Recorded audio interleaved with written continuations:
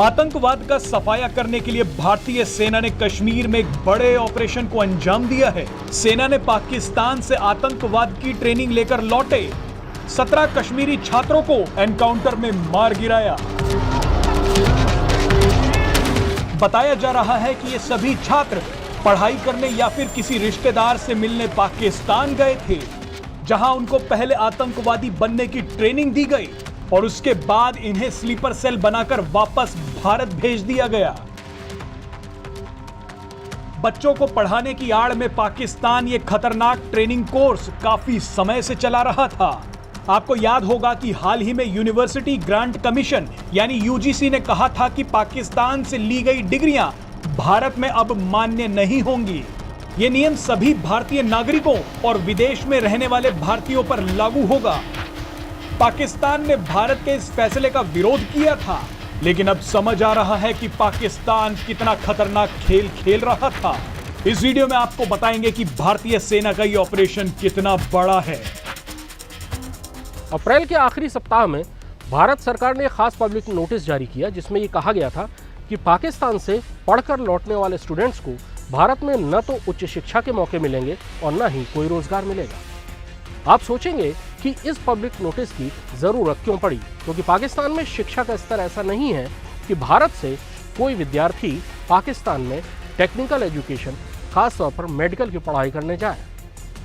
लेकिन यहीं आतंकवाद का एक पूरा का पूरा पन्ना खुलता है। आपको ताज्जुब होगा कि कश्मीर में पिछले दिनों में 17 ऐसे विद्यार्थी मारे गए।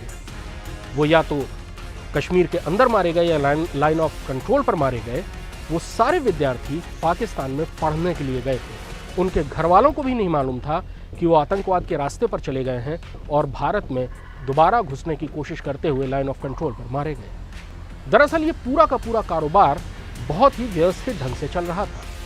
पाकिस्तान में मेडिकल कॉलेजों की तय सीटें आतंकवादी संगठनों को दी जाती हैं। आतंकवादी उन सीटों को कश्मीर में अलगाववादियों को दे देते हैं और कश्मीर में सक्रिय अलगाववादी और आतंकवादियों के सिंपैथाइजर उन सारी सीटों के लिए उन माँ बाप से संपर्क करते हैं जो मध्यम वर्गीय हैं और जिनका बेटा भारत में टेक्निकल एजुकेशन की क्वालिफाइंग एग्जाम को पास नहीं कर सका। उन विद्यार्थियों को वैलिड डॉक्यूमेंट्स के सहारे पाकिस्तान भेजा जाता है और वहाँ पाकिस्तान में हुर्रियत के ऑफिस में बाकायदा उनका एक रिटन टेस्ट होता है, जिससे विद्यार्थी को और उनके माँ बाप को लगता है कि सारी व्यवस्था बहुत ही जायज़ है और वहीं से उन छात्रों को, उन युवाओं को आतंकवादी चुन लेते हैं और वहाँ से मेडिकल की पढ़ाई के बजाय उनको आतंकवादियों के ट्रेनिंग कैंप में भेज दिया जाता है। बाद में उन्हीं युवाओं को कश्मीर में आतंकवाद फैलाने के लिए धकेला जाता है ताकि दुनिया को ये बताया जा सके कि कश्मीर में स्थानीय युवा ही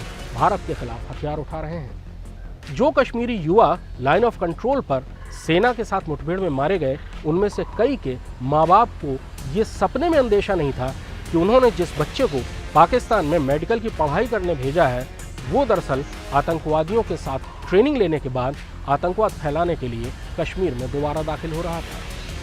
कुछ दिन पहले जम्मू कश्मीर पुलिस की स्टेट इन्वेस्टिगेशन एजेंसी ने एक हुर्रियत नेता समेत कई लोगों पर केस दर्ज किया जो ऐसे ही रैकेट को चला रहे थे, जिसके तहत वो कश्मीरी युवाओं को बरगला कर पाकिस्तान में उच्च शिक्षा का लालच देते थे और वहां ले जाकर उनको आतंकवादियों की ट्रेनिंग कैंप्स में धकेल देते थे। भारत सरकार ने एक पब्लिक नोटिस के जरिए आतंकवाद के इस पूरे नेटवर्क